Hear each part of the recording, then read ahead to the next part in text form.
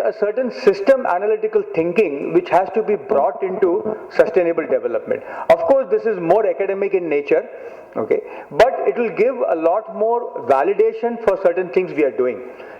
Like we talked about various aspects, for example, social forestry in the morning. I think it's a fantastic thing that ITC has done and very impressive. But there are people that I talk to, people more dealing with, say, forestry, people dealing with the science of, say, the trees. The water consumption for Subabul, they claim, is much, much higher, for example, than maybe some other kind of trees. As an example, though it grows very slowly, as an example, the neem tree.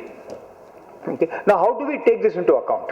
Okay. So, one of the sort of suggestion here is that jointly with the industrial partners, okay, the academicians need to look into a complete system theoretic model on what actually goes on and what actually happens.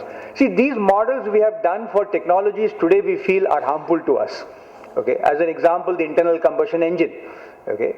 It uses fossil fuels, pumps out toxic gases, which we claim are very harmful to us, and they are indeed.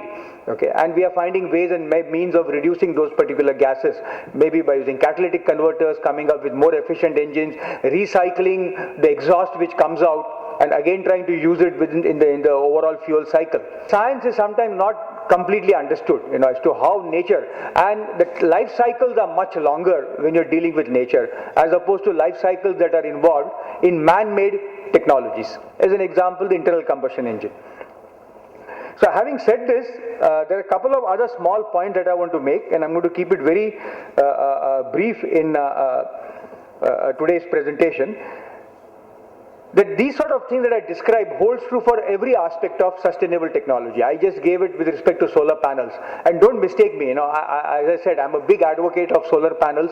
I think it holds a great future, and we should in fact exploit it, particularly in Andhra Pradesh, at least bulk of Andhra Pradesh, where solar is practically all around the year.